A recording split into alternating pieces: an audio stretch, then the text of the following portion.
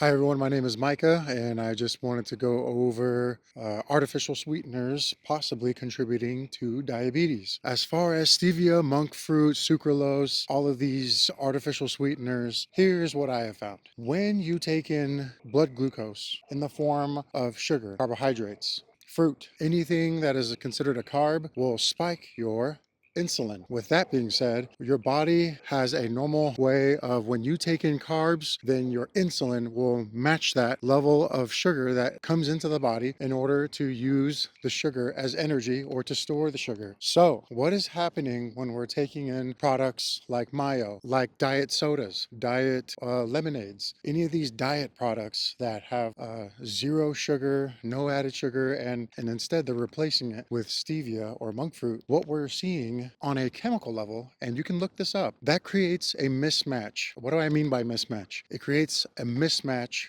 for insulin to glucose levels. What does that mean? Say you are drinking a Diet Coke. Now you're drinking in that Diet Coke and it's coming in with a ton of aspartame. And what we're finding with these artificial sweeteners like aspartame, sucralose, and stevia and monk fruit is that it is spiking insulin just as much as sugar, if not in some cases higher than sugar. Now, what does that do? It creates the mismatch that we're talking about. The mismatch meaning that your insulin is actually shooting up at the normal level that it's supposed to be shooting up at in order to shuttle in what it thinks that sugar is supposed to be coming in. And instead of sugar coming in, nothing is coming in. Now, what does that do? That creates this mismatch that then communicates to your body's cells. What does it communicate to your body cells?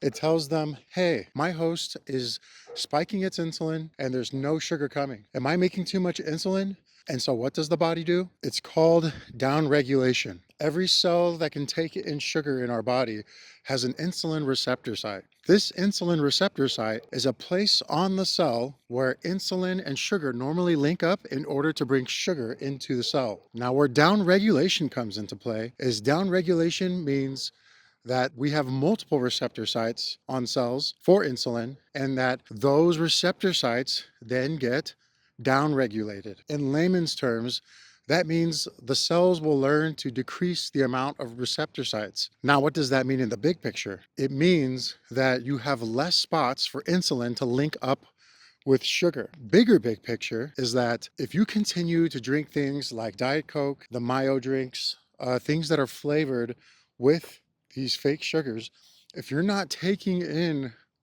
glucose at the time that you're consuming those, it's actually leading to this mismatch that communicates to your body that, hey, my host isn't using all of this insulin that is spiking for no reason because there's no sugar coming in or there's not enough sugar coming in. So we might as well just downregulate all of these receptor sites, aka get rid of them or decrease the number of them. So this leads to the next problem, which contributes to diabetes. Everything that I just said can be looked up using any AI program that can go over biochemistry. If you look up everything that I just said, that is all true. So now here's the kicker. Here's everything that we've been missing. So if you take in these drinks and these calorie-less, these carbless, fake sugar concoctions, what you are then doing is setting yourself up to have high blood sugar when you eat normal sugar. Because here's the physiology of it. Say you're going to eat a banana, 20 grams of carbs by eating a banana, and then you take in that banana and your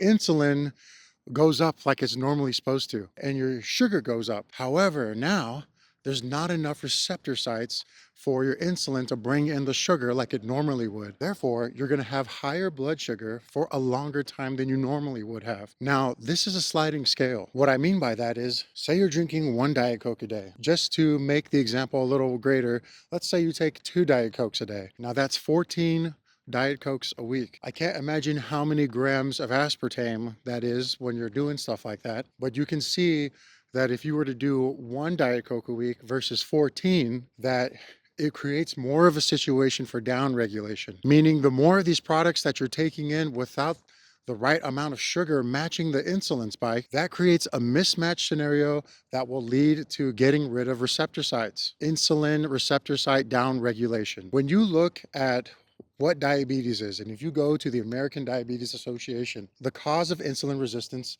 is not well understood yet. However, everything I said is true on a biochemical level. I would argue that this is definitely one of the ways that insulin resistance is being caused. You are having insulin that is not being properly utilized because there's not enough receptor sites due to the irregular mismatch that your body's experiencing when constantly given substances with fake sugars and an irregularly low amount of carbs to go with it. So what is my takeaway? My takeaway is pick and choose your battles. I will still have an energy drink basically on vacation, or if I'm just honestly, ever since finding out about this, I hardly drink them. I drank them at a music festival recently just because they were giving them out for free. Now, sucralose is found in most protein shakes. There's possibly an argument there that spiking insulin can help with growth if you're trying to grow your body, well, with a protein shake. However, what we're seeing at a biochemical level is that stevia and sucralose can be spiking insulin at a higher rate than sugar, and protein to some extent will actually also spike insulin. Therefore, with protein shakes that are flavored with sucralose and stevia, yes, you might be getting the desired insulin boosting effect. However, how much insulin are you boosting? Studies like this have not been done yet. You are running the risk when you're drinking these drinks. Let's remember, these companies are here to make money. Yes, some of them are well intended, but ultimately the bottom line is sell, sell, sell. And if your health lies in the wake after a lot of unknown destruction, they don't care. A lot of this was brought up because I have two close friends who both of them actually have six packs, and both of them have A1Cs that are above 6. And for a lot of you who aren't familiar with A1Cs, anything above a 6 is considered diabetic. And it makes no sense for someone with a six-pack to have diabetes, especially if they're eating well and as far as calorie counting, everything looks good. And I'm not saying that this is the only driver in diabetes. I am definitely saying this is one of them. This might not be the only thing that is causing diabetes, but if you are consuming fake sugars, artificial sweeteners, this is definitely something worth at least looking at. I plan on making an in-depth video